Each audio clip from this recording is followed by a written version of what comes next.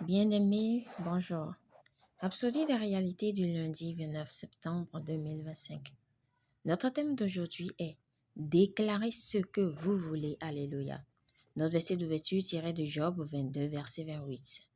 Tu décréteras une chose et elle te sera établie, sur tes sentiers brillera la lumière. Gloire à Dieu. En tant qu'enfant de Dieu, peu importe les défis auxquels vous faites face, ils sont du pain pour vous.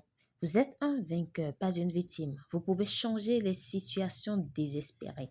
La puissance est dans votre bouche. Notre verset d'ouverture dit que vous décréterez une chose et elle sera établie. Ça, c'est l'autorité divine. Ça signifie que vos paroles sont des instruments de changement, des instruments pour créer les réalités que vous désirez. Gloire à Dieu. Continuez à déclarer les bénédictions et les changements que vous désirez, même si vous ne les avez pas encore vus avec vos yeux optiques. La raison en est que, dans le domaine de l'esprit, dès que vous parlez avec foi, cela commence à prendre forme. Vos paroles sont la matière première pour créer les conditions et les circonstances de votre vie. Alors déclarez ce que vous voulez. Abraham se déclarait père d'une multitude de nations, conformément au plan de Dieu pour lui avant la naissance d'Isaac. C'est ça la voie de la foi. Elle appelle les choses à l'existence.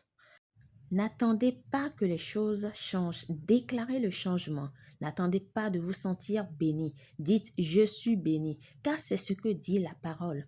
Louange soit à Dieu, le Père de notre Seigneur Jésus-Christ, qui nous a bénis dans les domaines célestes de chaque bénédiction spirituelle en Christ. Éphésiens 1, verset 3.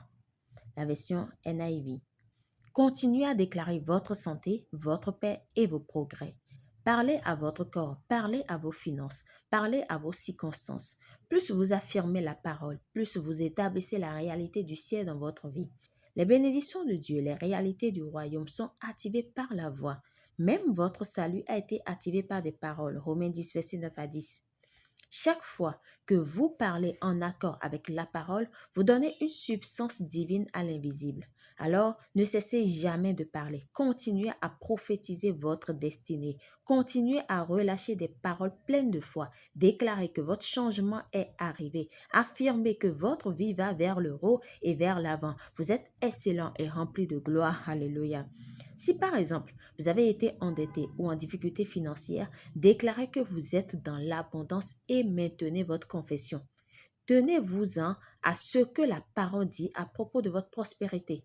Bientôt, vous recevrez une orientation claire de l'esprit sur les mesures à prendre pour vous maintenir dans un flux incessant de ressources.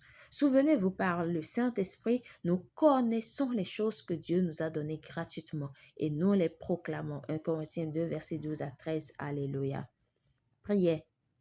Cher Père, je te remercie de m'avoir conduit dans une vie de gloire en Jésus-Christ.